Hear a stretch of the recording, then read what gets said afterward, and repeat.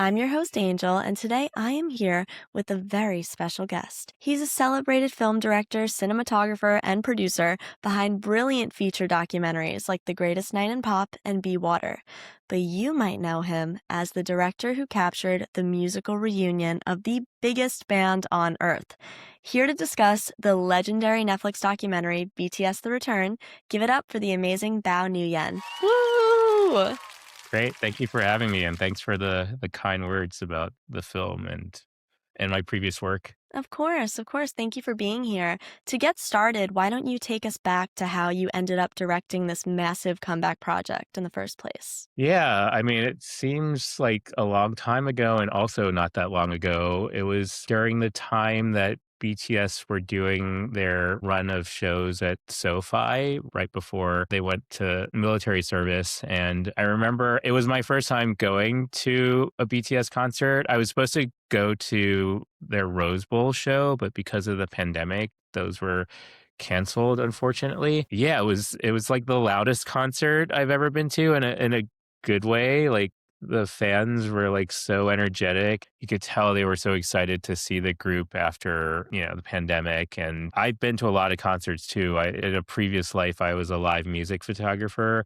And so to hear how loud the fans were was really amazing. And I went with a friend of mine who was working at Hybe actually. And I just remember telling him that, when I witnessed the group interact with the fans, with ARMY, and the reaction of ARMY, especially knowing that there was going to be this hiatus coming up, it reminded me of the Greek myth, the Odyssey, which is funny because there's a film version of the Odyssey about to come out. For many reasons, I felt like the group represented Odysseus, like going off into the military, leaving loved ones behind, loved ones being ARMY, and ARMY sort of representing Penelope in the story, and Penelope like yearning for her loved one to return back home from the military. And so just as a filmmaker, I'm always thinking about how stories today connect to stories and myths that we've been told for centuries. And there was that mythic quality to BTS at that moment. So I told my friend at Hives, like, oh, that'd be really interesting to like follow them through. I wanted to follow them through military service, like really paralleling The the Odyssey. Odyssey, right? Yeah. That was a little hard because there's like a lot of privacy concerns, security concerns, obviously. And so they said, well, maybe not this version, but let's stay in conversation. And a few years later, when the members were slowly coming out of military service, that same friend reached out to me and was like, remember that idea that you had? Are you still interested? The group is coming to Los Angeles to record their album. We'd love for you to capture that. And so that's really how it all started and happened. Wow, that's incredible. First of all, really cool that you were a live photographer in another life because I'm a photographer as well. So I love that scene. It's great, like being able to like capture live music in like a still. Yeah, absolutely. But the other thing about that I find very striking, the fact that you compared BTS returning to the Odyssey, them being Odysseus and ARMY being Penelope. There's something I noticed in the opening scenes of the film when you captured the septet on the beach and they're like, miss you, my husband, miss you, wife. Was that like an intentional nod to ARMY being Penelope and them being like Odysseus, or was that Yeah, just fate? it's more of an unintentional nod, right? Because it's more ARMY is the one who was interacting on Weverse that day. And so that chat just like happened. And so it was kind of a funny moment when we were capturing it because I was like, wait, because I was getting live translation. I'm Vietnamese American, so I don't speak Korean, but we had a live translator who would give me in-ear translation as much as possible. Like there's 7 of the members, so, and they often talk over each other. I was just getting like snippets of people saying something, and I heard obviously RM says like miss you, wife. So then I was like, oh, and then you can hear Jung Kook saying like reading the comments, and I couldn't understand it like in the moment, but yeah, watching it back in the edit, I was like, oh, there's that connection as well. So it's really interesting. It's fun that kind of happened unintentionally, but then going back, it actually really sets the stage for the whole film, especially within that narrative arc that you were trying to sculpt. So the opening film also flashes with a lot of different Weverse comments from ARMY, like, are they complete? Somebody count. With that, since you wanted to begin the film when Jin returns and they're finally seven again, was that always your intention? Did you always want it to begin with them together, or did you ever think about showing the music making process prior, before he arrived?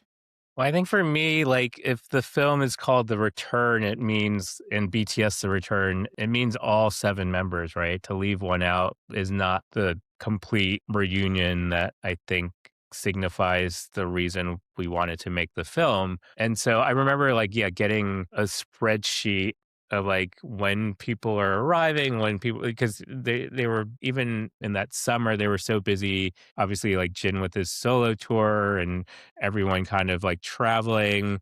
I was like, when is that like perfect window when like all seven of their schedules line up? And it wasn't until later in the song recording process. And so I knew that we had to capture parts of the song recording process before Jin arrived. But I knew for me, the film itself began when Jin arrived. And so it's trying to like negotiate having both ways where we still got, you know, the beginning stages of the recording process, and that's a reason, and we can talk about it more later, but like I gave the members each like their own camcorder so they can capture more on their own, because I knew I couldn't be there 24/7 with each member, and I wanted to like see this process through their own lens, no pun intended. But yeah, it wasn't until Jin arrived and where they would all be together that I knew that would be the beginning of the film. Absolutely. That's a beautiful answer. And I agree, it had to begin when they're all together. It's just the only way that it should begin when it's BTS The Return. And another thing that really struck me when I first watched the documentary was the musical score, especially in the beginning when there's the transition from their emotional hiatus announcement going to the group's official return. It becomes almost increasingly dystopian a little bit with the dramatic string notes. At least that's how I felt. So I'm kind of curious. I don't know how involved you are in terms of the editing process with the music paired with the actual film. What led to that kind of soundscape for the return montage? That's very observant of you. I would Thank you. say, I mean, I'm, you know, I trust my creative partners, my composer Gene Back, who I've worked with many times, and he's actually Korean American. And to be honest, most of the post production crew was Korean American. As being the non-Korean American in the crew, I was like, I wanted to imbue this with as much authenticity and cultural connection as much as possible. And so with Gene, when we talked about sort of the opening of the film, I wanted some gravitas, right, to it. We played around with different options, maybe like having an old BTS track there, but I also wanted to set the tone of the film and the sonic language of the film to be different, that it had its own language and its own music rather than just using BTS songs in it. And so I remember hearing the strings for the first time and like being very surprised, because it had a lot of like more gravitas than I had imagined. And it just goes to show like when you have this trust in your creative partners, I always like think about when I give them explanations or directions, it's like more of a compass rather than an atlas. Like I want you to go in that direction that I'm thinking, but I don't want you to have to like follow the exact map that I'm plotting out for you to, I want you to get there your own way. And hopefully we land in that same spot. But I want to empower my composers, my cinematographer, my editors in a way where they know where we want to go on this journey, but I want them to be creative and use all the tools that they have as artists to get us there how they see it. And so yeah, that score like comes back kind of more sort of subtly within the film, but yeah, I wanted to just kind of like hit when you see like the water and like sort of the POV of the camcorder and going through LA, like we landed somewhere. And so I think that music really helps that. I think so. And I love how you emphasize the importance of the creative collaboration between you and all of your editors and collaborators, because that's very much so what we see with BTS in the way that they kind of figure out what works for them, what doesn't work for them in the music making. There's a lot of discussions and almost arguments that occur surrounding the tracks, which we will get into.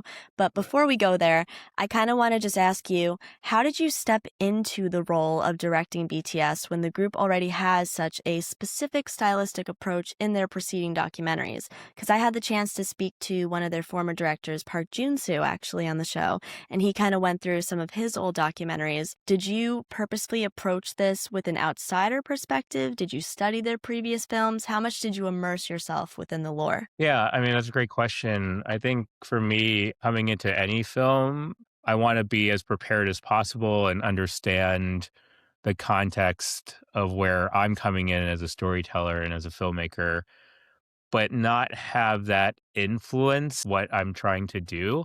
And so I watched all the previous documentaries more like informationally, I would say, just to kind of understand again the context of like how their story's been told and what how they talk about themselves even, but not try to either purposely deviate from how other filmmakers have told their story and also not try to mimic it. Because I think I believe like for me, I never use the term definitive. I think like some filmmakers use that term, and I think I want to make my version of BTS's return, and I welcome other people to share that same perspective as well. And I'm just like in the long path of very privileged filmmakers who've had the opportunity to tell a part of BTS's journey. Yeah, like coming in with that sense of understanding and knowing that this is not the end all and be all of the story and the narrative of these seven members. It's important for me because when I go into making a film too, like having done all this prep, I also like kind of sometimes like throw it away when I'm shooting because I want to have the sense of discovery as well and feel like I'm coming into the project like a viewer would as well. Not just a viewer who knows BTS in depth, but also a viewer who knows nothing about BTS. And so trying to like find that balance of like what does sort of a novice viewer have to know versus someone who has watched every single documentary. But I think like having that sense of discovery and finding those moments is part of the magic of filmmaking. And again, I hope people continue to tell the story of BTS and know that this is not like the definitive version by any means. And it was never meant for my purpose to be definitive in any way. And I've been really grateful to hear like the messages from ARMY all around the world who felt like they were invited into a part of the process. It's never going to be the whole process. I think I think I mentioned when I saw your post on Instagram about like filmmaking being it's a durational art form. So it's never you're bound to leave something out, but I hope like the heart and the spirit and the motion of like what the seven guys were going through for their return for the comeback, it was showed in the film rather than every single part of the process. Absolutely. I think that you gave us a really brilliant window into what they were feeling, all the different varieties of emotions, as well as a lot of the technical process and things we don't always necessarily see behind the scenes, such as those boardroom meetings, or even Pdogg coaching Jimin and his vocals during the behind the scenes studio sessions. I think that kind of stuff was really special to witness from an audience perspective. How did you establish trust as a director with BTS so quickly, ensuring that they felt kind of comfortable and vulnerable with you in their personal environment for such an extended period of time? Because I know that's a really important, vital piece of filmmaking is like the subject-director connection. Yeah, there was, again, they've worked with a lot of filmmakers in the past who they've gone on long journeys with, and to let someone from the outside in was a leap of faith for them. But I think it was also signifying like what they wanted to do in their 2.0 version, right? Where they would work with producers that they never worked with. They would try different approaches to their music, and in this case, approaches to their story and their documentary films. And yes, to that point, I knew coming into it, I was an outsider coming in. And so I wrote them a letter explaining like my intention with the film and how I saw this moment in their career and in their journey. I was lucky enough where they were fans of my work. Like they had seen Greatest Night in Pop and they loved that film. So that's makes it easier, right? For sure. Just having that as a way to get on their side, but also, writing, telling them my intention, giving them space too. I think understanding that they're in a very pivotal part of their creative process, very stressful part. And so I was never like too close to them in the beginning. I was always at a distance. We were like shooting with like zoom lenses and trying to be out of the way as much as possible. And again, giving them their own camcorders so they can document moments that they felt like maybe were too intimate to have a film crew around. That was the ways that I thought about it technically. And it was funny, like we were shooting like there's many dinner scenes at the house, and we were shooting, and my stomach started growling. I was behind camera, and they were just like, "Oh, come eat," and that's when the fourth wall kind of broke. It's like, no, I got to just document and observe, but I knew at that point like they had opened up by literally inviting me to sit down at the table with them. So that was really sweet. It's funny that same night I saw them like eating Korean barbecue, and I would immediately go home and like order Korean barbecue because I was like, I mean, the food that they had was incredible because they were working so hard every day. That's really funny. So you had to go back home and fill the void. But it's really sweet that they tried to invite you in that way. And that was kind of like the gentle, natural progression of your connection filming to be like, okay, we're at this stage now where it's a very comfortable setting. And something I really loved was the moment when RM delivers a powerful line in the car. And it's like, life of BTS for 12 years was blessed. The pressure is we have to decide what to keep and what to change. So I feel like this documentary itself, as you were speaking of, is that reflection of the 2.0, of the change, of the new pivot. But how did that monologue sort of come about? Did you give him a specific prompt ever, or was the camera just rolling into a natural discussion? Like, how did those car conversations unfold? Yeah, I mean, RM obviously is so wise beyond his years. I knew from early on in the process that I mean, one of the things that I sort of wanted to kind of avoid were like these talking head interviews where the band is like reflecting on the past. And I wanted the film to be very much in the moment of like how they were thinking right then and there. And so, yeah, we weren't planning like interviews at all, but I remember it was actually with Jin. We were headed to the beach, and I just wanted to just film him while he was in his own moment. What's great about these car scenes is that it's these quiet moments with members, because otherwise they're like surrounded by people making the album, being with the other band members. But the drive, the commute from the house to the studio is always this quiet time where they can really just sit and reflect. So I wanted to capture that for each of the band members. And then, yeah, we were capturing the quiet moment with Jin, and he just started talking. Like he just naturally just wanted to just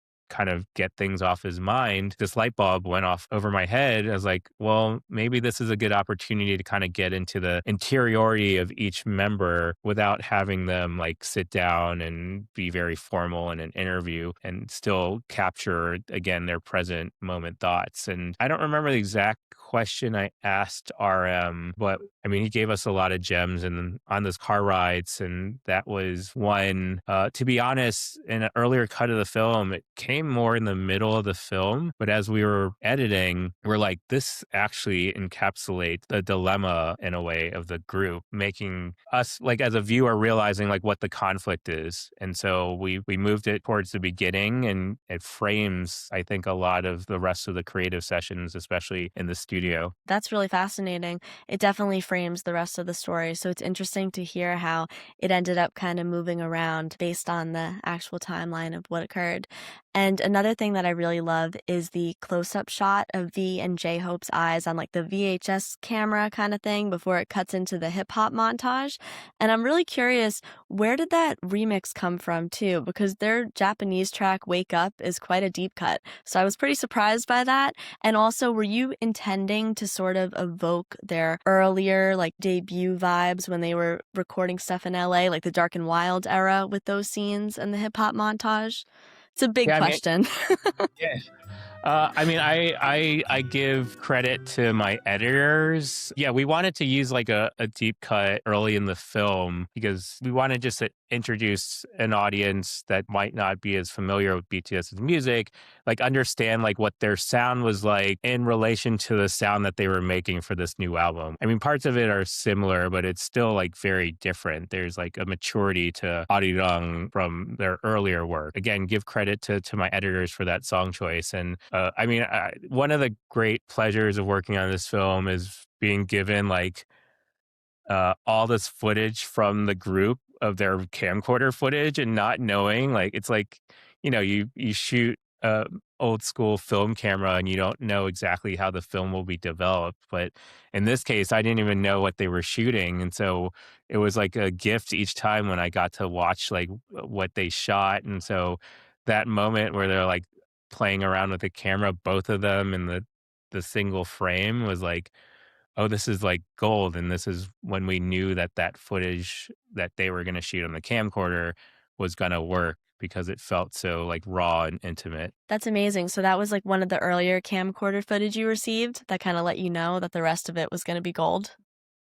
Yeah, I mean, it's a funny story though. In the beginning, they were very eager to use the camcorders, and it was sort of diminishing returns as I think they got more pressure, having to make a deadline for the album, so they would shoot slightly less. But in the beginning, they were just like, I mean, they wanted to shoot on their iPhones too, and because it's something that they knew. So like seeing them try to like fidget around with the menu and the display was really adorable in many ways. But I knew I wanted to use a camcorder because, like, for me, that aesthetic is it represents like a family vacation or something. Like your dad picking up a camera and kind of like shooting everything, and like that feeling versus like an iPhone video nowadays just feels really different. And so I was very happy that they were eager in the beginning. So there was a lot of front loading of that footage. Yeah, absolutely. Do you have a favorite clip that you received back from them in the beginning? Ooh. I mean, I do love that shot, like that single frame of like them like looking at the camera and then V saying it was a BTS documentary, right? Like you can't script that, so it's better than, I mean, we never like told them what to do, but they would just, know how to tell stories and how to like engage with an audience. So just having that line and that two shot of them is really great. Definitely. Yeah, I was like, that's it. That's what we were looking for without even asking for it. Just professionals. But going back to what I was talking about before with like Pdogg working on the vocals with Jimin in the studio, what did you notice about the members' unique working relationship with producers like Pdogg and just kind of how that setting was when they were working on their vocals in the studio? Yeah, I mean, one of my favorite, scenes in the film is with Pdogg and Jimin, and I think Pdogg like says, "Oh, make it more annoying," right? His tone, and it's like Hmm. such. Again, I couldn't because I was that I don't know that part was translated like verbatim, so it was just like funny seeing that interaction. But you can see like when RM interacted, there was like this sense RM and Suga in a way because they like are very in tune to the production side of things, and then Jung Kook, Jimin, V, and Jin like as more vocalists, like they really cared about the delivery of their vocals and how they sounded. Witnessing that, and then J-Hope was just like vibing. He's like almost like the guinea pig of like, is this gonna like get people dancing? And if you saw J-Hope like gyrating his hips, you knew you had like sort of a banger on their hands. And so, I mean, coming into it, one of the purposes for me was to like make sure like that each member had a distinct, they were distinct voices and they weren't just like a monolith. I think a lot of people from the outside looking in who don't know BTS very well, it's just like a group of 7 members instead of like each individual members. Being able to try to distinguish it as much as possible, again, in the liminal space of filmmaking, was a goal of mine. You see different moments and you see how people interact with the different producers, what they're sort of like, what they're leading on in terms of their input and conversation with the creative process. Absolutely. I think you did a great job kind of showcasing each member individually, even in the personal scenes that you filmed with them. And something else we get to see is V coming up with melodies that didn't even make it on the final album. Like he's doing a couple passes in the studio. Are there any other specific memories or creative moments like that that you wanted to keep within the film, but you had to cut it because of the sake of its length? I mean, surely there's like lots of, other songs that we got the process of, but I think when we put those scenes in, it takes away from what we're trying to say with the film. And also when you take something out and like replace it with something else, it's bound to like change the dynamics of the story. And so we had to make the decision like, okay, we can't show every song from start to finish, but like as much as we can, like Swim and Body to Body like represented what this return meant to members through song as much as possible. Like, let's try to focus on those 2 songs, and that will help tell the thematic story of our film rather than just the process story, which obviously is important. But I think getting the full meal of Body to Body and also Swim was most important to us. I agree. I think Body to Body was really a major centerpiece for the film. Like it's almost the entire plot in a way, so to speak, but it's just because the song is so integral to the group as a whole and what this return was for them. So another scene that I really enjoy is the part where Jin and V, and Jin is like, stop trying to kiss me and go, because I feel like it perfectly kind of captures the vocalist's peak studio delirium. It's very comical and just natural. So since there are so many moments like that within the film that you captured of the members just being naturally funny, did you ever have to kind of condition yourself not to react or laugh behind the scenes of the camera, or are you just a professional that never really fazed you in the moments? I am not a professional. And if someone makes you laugh, you're a human being before you're a director.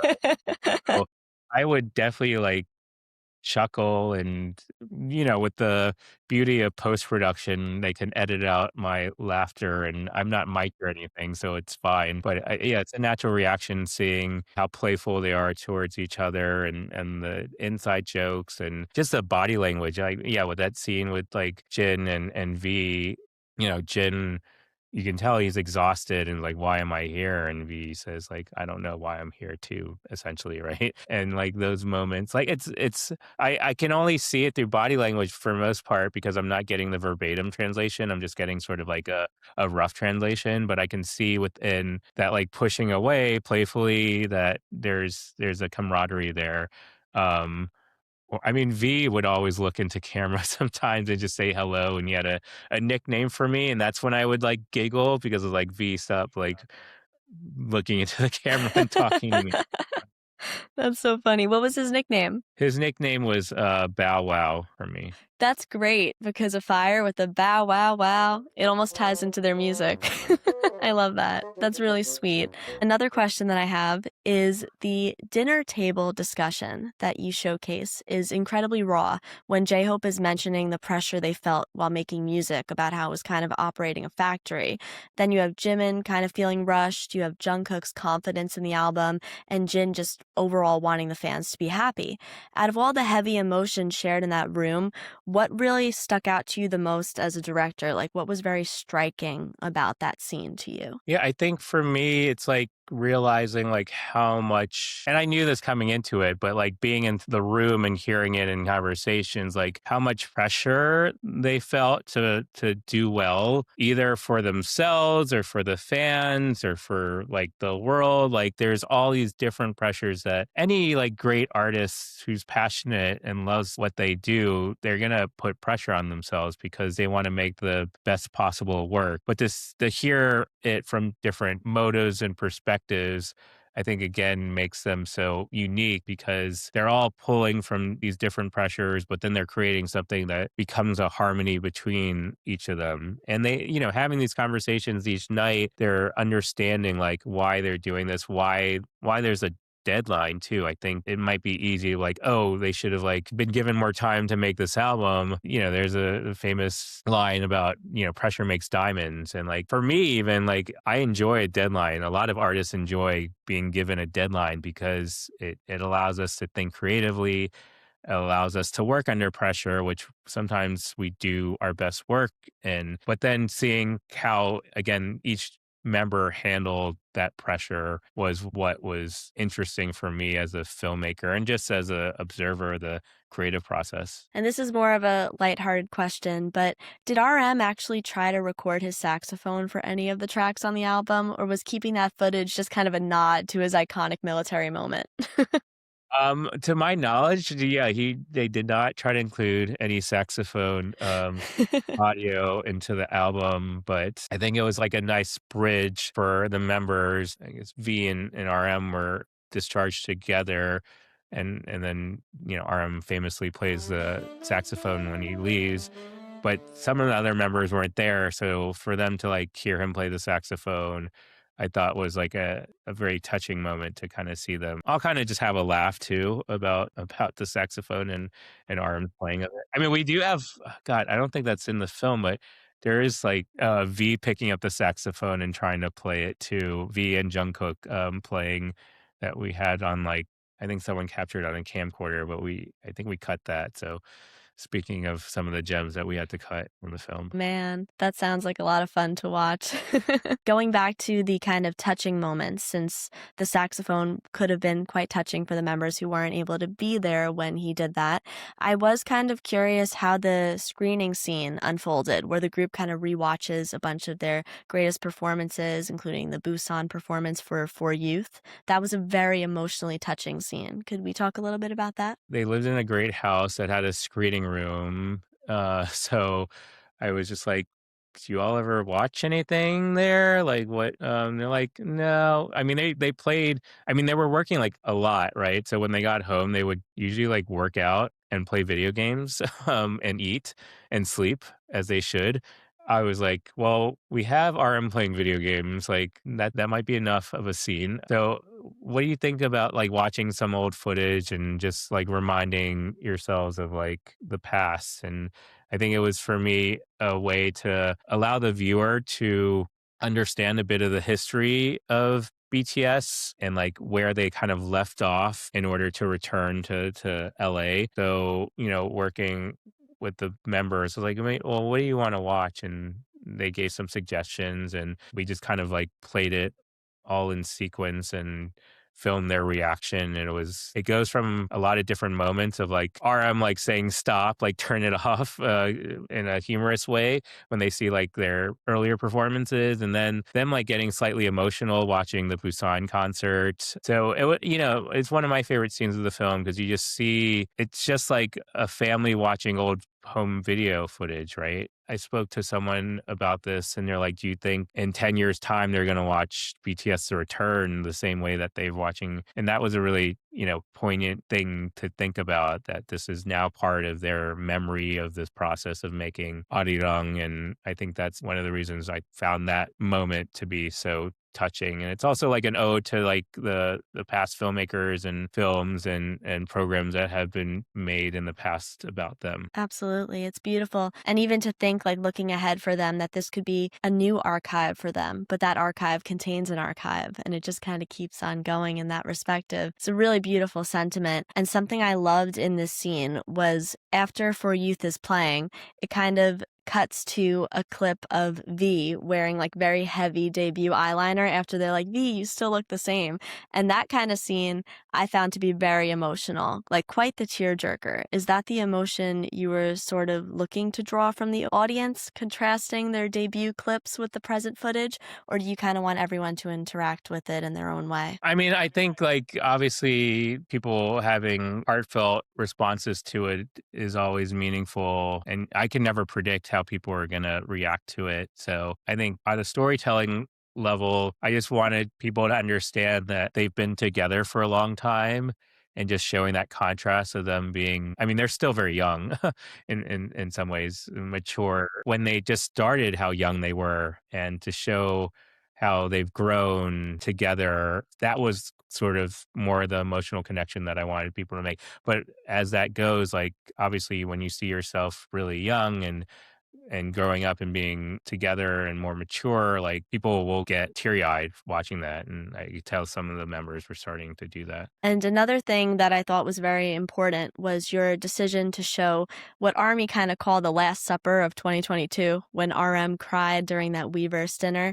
It's very much so a heavy moment for the fans as well as for the group. Why did you feel that was so vital to show them in the screening as well for this story? Yeah, I mean, it's again like this the sort of the last goodbye before they all sort of separate. So just reminding them, I think one of the things I try to do as a director is like, sometimes the participants of a film, of a story, they don't realize the meaning of what they're doing. They're just sort of just living their day. And so I'm trying to like imbue meaning and just like have them take a moment to reflect on like what this means outside of the everyday process of recording. And so to like have them watch those videos when they're, as J-Hope says, it felt like a factory sometimes when they're in the recording process. It just gives them a moment of reflection that might help them push forward and give them the understanding of like, oh, this is a pretty important moment in our process as artists and as brothers, as second family to each other. Beautiful answer.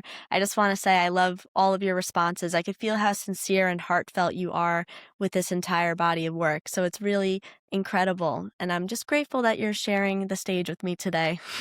Yeah, thanks for having me. Yeah. It really means a lot. What did you notice about their personal evolution when comparing this old archival footage to the men that you captured in real time in this new era of maturity and returning? It's a great question. I think it's hard to answer though, because I got to know them so well in their present moment today, right? From watching their past films and past TV programs, I can kind of get a sense, but you never know. It's like, it's not the same as like spending hours and hours of each day with them. I can see what's a constant is their passion for ARMY, but also their work ethic is something that felt very constant. And going into today and to the making of Arirang, even through the grind of things, they feel very grateful about like what they're doing. Even in the midst of maybe like the chaos of being a big celebrity, they have no regrets about it, which I find very heartwarming because, it's not easy. I mean, it might seem easy because they have things taken care of. They don't have to worry about certain things in their life, but they've made a path where they're like, one in a billion type of people, right? So it can be very lonely sometimes. So I think them having each other and being a group is like helpful. And that's, again, something maybe that I've seen as a constant through their relationship. And it's not, it's not perfect. It's as any family, it's imperfect. But when they can be reminded of why they're a family, it's touching. Definitely. It's absolutely touching. And even connecting it to how J-Hope mentions, I think it was in the car, when he says a wave of poignancy creeps up on them whenever they're talking to each other. He also noted their collective longing is sort of what got them through this enlistment era. So I feel like that sentiment right there kind of perfectly matches the concept of Arirang, since it is about longing for a loved one. I'm curious, was this scene when he's speaking about this poignancy and the collective longing, was that filmed before or after Arirang was officially chosen as the album's core concept? I think it was right around the time where they were having like discussions, but it wasn't like totally solidified. I think it just, sometimes these things become coincidences or not coincidences. It's like it becomes fate that, what you're going through in the creative process ties back to what you're trying to say with the greater themes with the album. And so I think it was, it's easy for me to say it was coincidental, but I think it may be something that they've felt over that time away from ARMY and from creating music where there's that sense of longing. And it's, again, it's almost mythical and it's almost like something that's very raw and embedded in us as humans, like with the Odyssey and the longing that you have for a loved one. And that longing that ARMY has and had for BTS goes both ways, where BTS also had that same longing of like missing being with ARMY, missing being on stage. And you could see now when you see them perform, like there's such a joy in them when they see how ARMY reacts to the music and their concerts. And I also found it really interesting the point when RM mentions that comparing themselves to legends gives him sort of an icky feeling almost.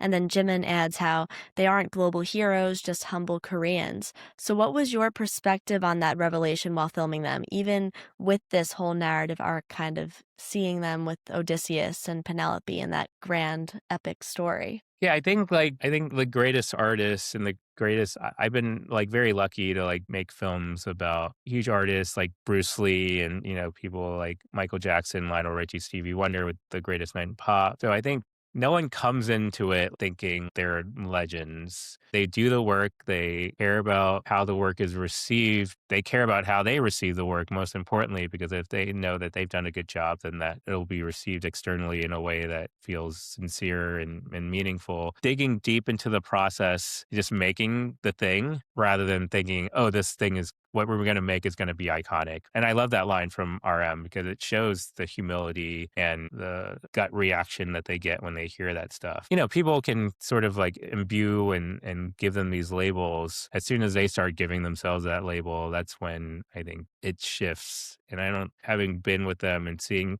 how humble they were. It was surprising and not surprising because when you make films about great artists, you think that there's a level of ego, and there was no ego with them. And I think it's because of them being together and them just putting in the work that shines through more than any sense of ego. I love that. And I think also a really special line in the film, it happens after Jimin is singing like a remix of Arirang while Suga is strumming the guitar, because they didn't get a lot out of that day recording wise. And he said failure doesn't exist and it's all part of the process. In moments like that, what obstacles did you face while filming? And how did you kind of alter your mindset to shift how you were feeling and how you could reassess the situation to make the recording process work?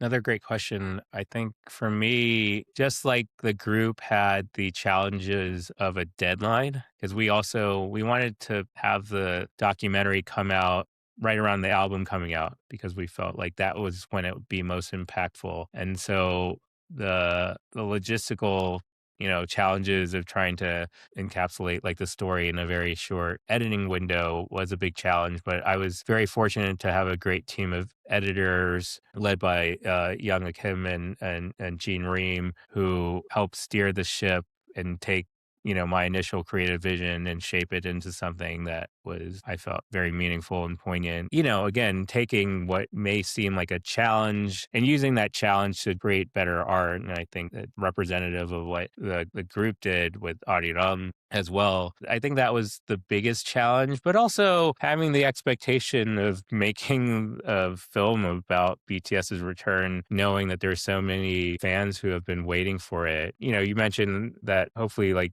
there's sincerity in my voice and my answers, and I can only speak and say like what we did was try to make something very sincere, knowing that we couldn't have everything in there, having spent time with the group, feeling like this is the best representation of what this story was important to us. Definitely. I think the sincerity translates from the screen. I think you did a great job.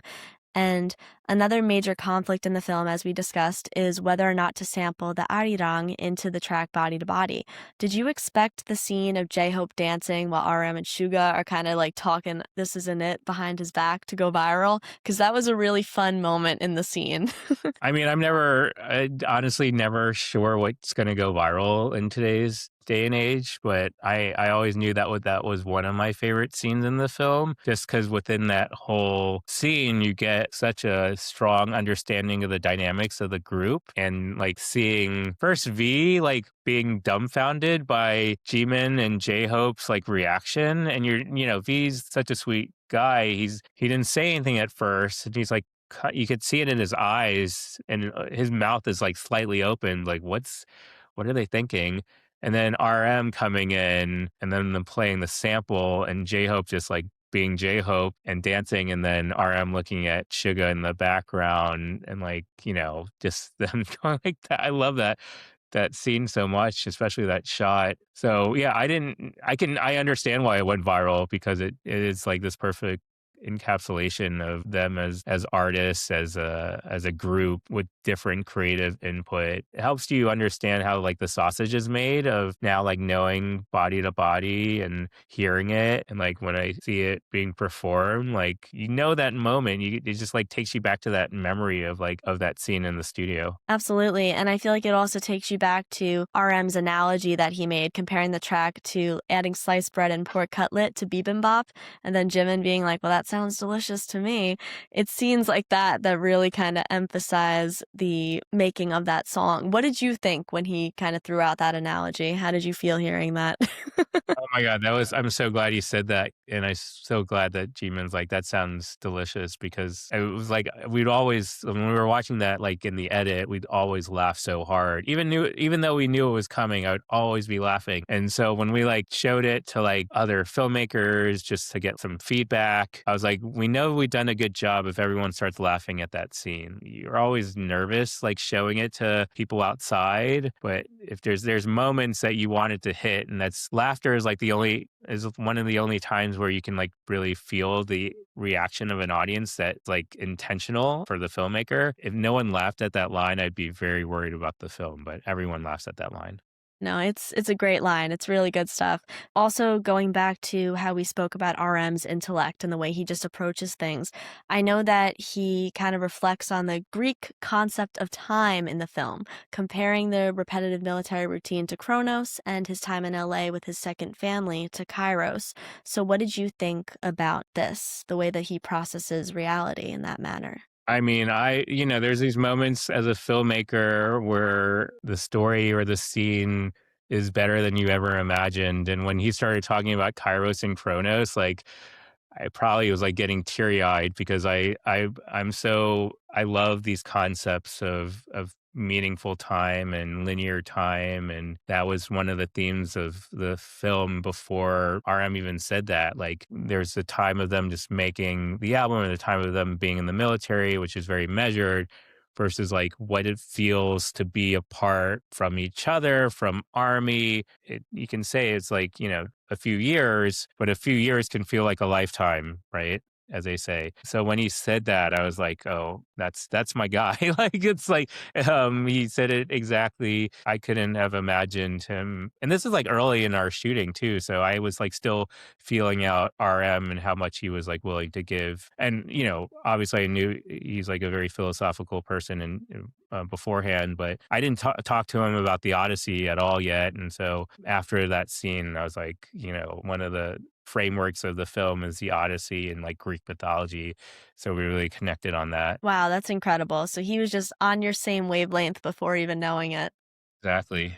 We kind of see V sharing his own deep creative pressures with his other famous friend group featuring members like Park Seo-joon, Choi Woo-sik, Park Hyung-sik. What did you notice about this dynamic with V and his friends versus the way he interacts with the BTS members? Well, that scene was like really important for me because it showed the outside of just being with the members, right? We asked each member like, what would you like to show of your own private life? And so V wanted to show his dinner with his friends, and then Jung Kook wanted to show him and his dog, and Jin playing tennis and so forth. Being able to kind of see how V spoke about the process of being in LA and the songs to a group of people who were unrelated to the creation of the album was important because it shows like what he's thinking about in terms of how people who are not necessarily like ARMY, but still fans of him and friends of him, like how they relate to the work and what he cares about of how that work is presented to the world. I mean, it's a very unique group of friends, as we all know, but at the same time, it's V. You have to realize like anyone on, V stature or any of the member stature, they're going to have friends that are kind of famous that's how they relate to each other. It's like you have friends who have gone through similar experiences experiences as you, right? Because you don't have to explain things. And I think that was what I loved about that scene is they're not like talking about like fame to each other, but they are talking about the creative process and they can relate in that part. That's the most important aspect, absolutely. My last question for you is that in Korea, you also had the chance to capture more of their natural elements, like RM at a museum, J-Hope doing pottery, Suga running, Jin playing tennis, all of those scenes. What surprised you the most about their individual lives away from the global spotlight, even away from the recording process? I think what might sound surprising, but not that surprising, is that they're just, normal guys. They want to hang out with their friends. They want to be with their dog. They want to order delivery and play video games and watch YouTube videos. And that's something that's all very relatable. And it's funny too, because like, when you're making a movie, you're like, oh, we need something that's more cinematic, that's more visual. But at the same time, maybe you want to make a film that shows them as human beings, which they are, right? They can be both these musical icons and be human beings at the same time. So how do you like traverse between those two worlds? So what they were doing on their own private time is still something that we can all connect to as human beings. Thank you so much, Bao, for your time today. It's truly been an honor to have you on the show, and I wish all the best for you on your future endeavors. I'm super excited to watch what is yet to come for you. No pun intended, BTS wise. Great. Thank you so much for having me. Of course, thank you. And that concludes this episode of K-All. I will be linking all of Bao's social media and content in the description below. Thank you so much for joining us. That is the end.